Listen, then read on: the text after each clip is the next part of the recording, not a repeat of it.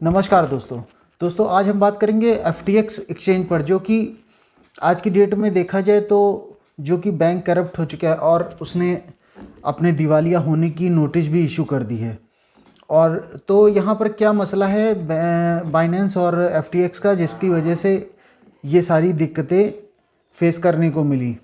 और चूँकि FTX पूरी तरीके से बर्बाद हो चुका है और आज की डेट में देखा जाए तो FTX टोकन काफ़ी ज़्यादा नीचे आ चुका है। तो यहाँ पर इन सब के पीछे क्या वजह है और क्या रीज़न्स है, और ये जो कंट्रोवर्सी हुई है इसकी शुरुआत कहाँ से हुई और इसकी जो मेन वजह है वो क्या है, तो इस सब पर बात करेंगे।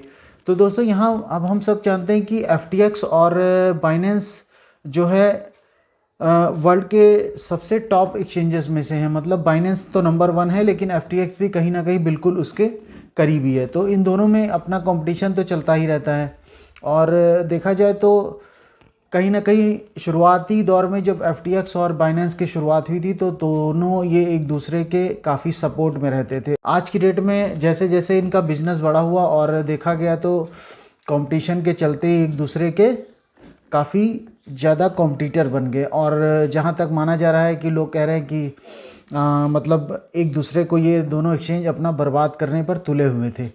तो इन सब चीज़ों पे डिस्कस करेंगे। जैसा कि हम जानते हैं कि इन दोनों के अपने अपने टोकन्स हैं। मतलब बाइनेंस का अपना BUSD और FTX का अपना FTT टोकन, जो कि इन दोनों एक्सचेंज पर एक दूसरे के एक्सचेंजेस पे लिस्ट है। बाइनेंस का FTX में एक अच्छा खासा होल्ड भी है, क्योंकि बाइनेंस की बहुत बड़ी एक इक्विटी जो है बाइनेंस ने ले रखी है इसमें FTX को टोकन में एक अच्छी खासी होल्डिंग बाइनेंस की है। अब यहाँ पर ये सारा जो ये ड्रामा स्टार्ट हुआ, ये कैसे स्टार्ट हुआ? तो दोस्तों यहाँ पर जो सारा मामला स्टार्ट हुआ, ये कैसे स्टार्ट हुआ और इसकी मेन शुरुआत कहाँ से हुई, तो इस पे बात करेंगे। तो दोस्तों यहाँ पर इन सब चीज़ों की शुरुआत तब शुरू हुई जब बाइनेंस का एक ट्वीट आता है। मतलब इनके जो फाउंडर हैं CJ बाइनेंस, इनका एक ट्वीट आता है कि हमारी जो इक्विटीज़ थी, मतलब जो इनकी FTX में जो बाइनेंस की इक्विटीज़ थी, इसको इन्होंने लास्ट ईयर सेल कर दिया था। मतलब जो बाइनेंस की इक्विटी, इसमें FTX की जो इक्विटी ले रखी थी, इन्होंने शेयर जो ले रखे थे ये बाइनेंस ने लास्ट ईयर बेच दिए थे। और इसका जो पेमेंट हुआ था ये FTX और BUSDT में हुआ था। अब BUSDT तो बाइनेंस का अपना कॉइन है और टोकन है, तो इसमें कोई उनको दिक्कत नहीं है। लेकिन FTT टोकन जो है ये FTX का टोकन है। तो इन्होंने अब डिक्लेयर किया कि अब मैं इन टोकन्स को बेचने जा रहा हूँ। मतलब ये जो होल्डिंग्स बाइनेंस ने FTT में ले रखी थी, इसे बेचने के बाद जो भी पेमेंट बाइनेंस को हुआ था वो FTT टोकन और BUSDT में हुआ था। तो अब जो ये बाइनेंस की FTT टोकन्स जो बाइनेंस का था, ये इसको बेचना चाहते हैं। तो अब यहाँ पे उन्होंने ट्वीट किया कि जो हमारे पास जो FTT टोकन्स हैं बाइनेंस के पास, CZ बाइनेंस ने ये ट्वीट किया कि अब इसको मैं बेचना चाह रहा हूँ। तो दोस्तों इस ट्वीट के पास मार्केट में जो है अफरा तफरी मच गई और काफ़ी ज़्यादा पैनिक लोग हो गए, क्योंकि CJ बाइनेंस एक बड़ा फेस है। मतलब क्रिप्टो मार्केट का एक बहुत बड़ा फेस है, क्योंकि क्रिप्टो मार्केट के अंदर बाइनेंस एक बहुत बड़ा रोल अदा करता है इस पूरी कम्युनिटी के अंदर। मतलब क्रिप्टो का जो कम्युनिटी है, इसमें बाइनेंस का एक बहुत बड़ा रोल है। और CJ बाइनेंस की तरफ सबकी निगाहें रहती हैं कि उनकी क्या स्ट्रेटजी है। लोग यहाँ तक कि पूरी मार्केट उनको फॉलो करती है। मतलब ये सोशल मीडिया पर काफ़ी एक्टिव हैं और मार्केट में क्या अपडेट होने वाला है, ये लोग उनके सोशल मीडिया अपडेट्स पर लगातार नज़र रखते हैं।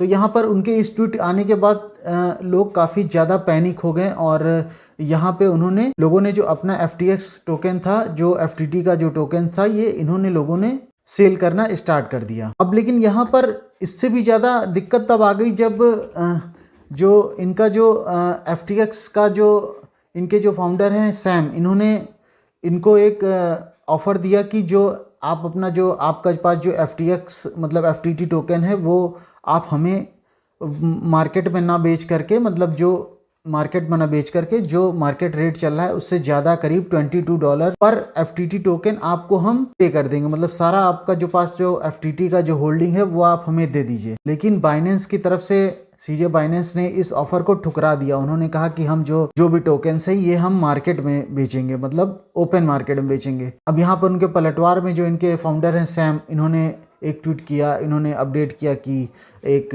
एक्सचेंज है जो हमें पूरी तरीके से बर्बाद कर देना चाहता है और FTX के लिए गलत अफवाहें फैलाई जा रही हैं, रूमर्स उड़ाए जा रहे हैं। तो यहाँ से दिक्कतें, और इस बहस के बाद यहाँ से दिक्कतें और ज़्यादा शुरू हो गई।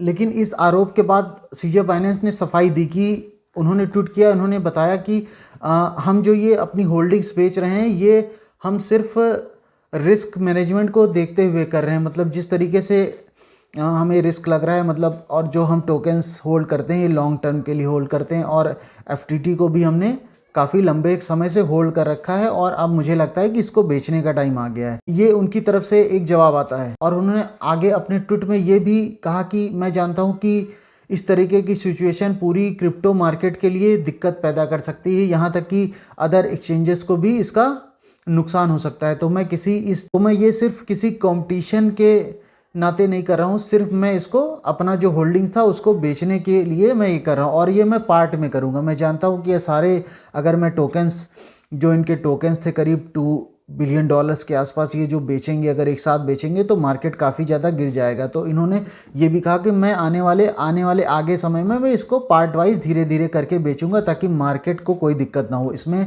क्योंकि मार्केट गिरेगी तो पूरा क्रिप्टो कम्युनिटी पूरा ज़्यादा डैमेज हो जाएगा और लोगों का काफ़ी ज़्यादा नुकसान हो जाएगा।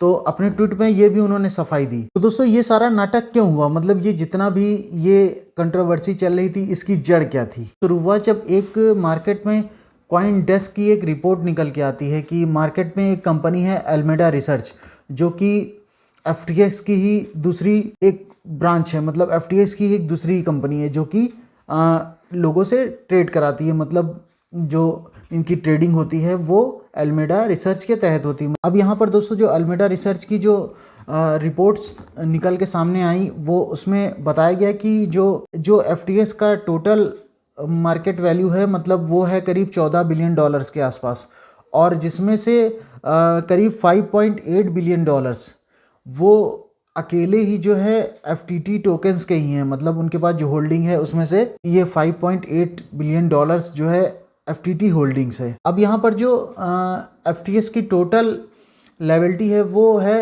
$8 बिलियन, और इनके ऊपर जो लोन है वो $7.8 बिलियन का लोन है इनके ऊपर। अब देखा जाए तो यहाँ पर करीब इनके पास जो बताया गया, जो रिपोर्ट्स में बताया गया है, करीब 88% का जो होल्डिंग है वो FTX के टोकन में ही है। जो दूसरे टोकन है वो इनके खुद के एसेट्स हैं। तो क्योंकि मार्केट वैल्यू इतनी ज़्यादा खराब हो चुकी है आज की डेट में, इनका मार्केट इतना क्रैश हो चुका है जिसका मार्केट वैल्यू बहुत ही कम बचा है, जो इनका मार्केट की जो लायबिलिटी है उससे काफ़ी कम।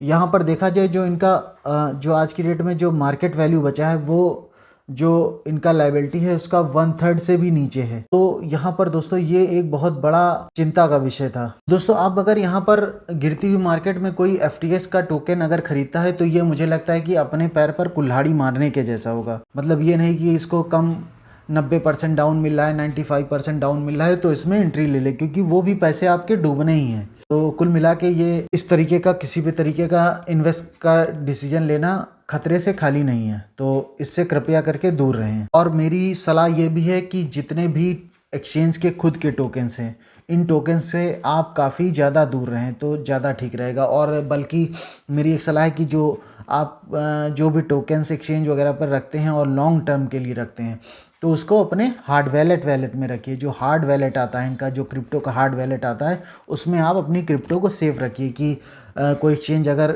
बैंक करप्ट हो गया, भाग गया, या किसी और दूसरी तरीके की ट्रेजेडी उसके साथ हो जाती है, तो सीज हो गया, कुछ हो गया, तो आपका जो आपका क्रिप्टो है वो आपके क्या कहते हैं हार्डवेयर वैलेट में रहेगा। तो जब कहीं भी आप चाहेंगे तो उस क्रिप्टो को आप रिडीम कर सकते हैं। तो दोस्तों उम्मीद करता हूँ वीडियो आपको पसंद आया होगा, और पसंद आया है तो लाइक ज़रूर कर दें, और नहीं पसंद आया है तब भी दोस्तों ज़रूर लाइक कर दें और चैनल को सब्सक्राइब कर दें।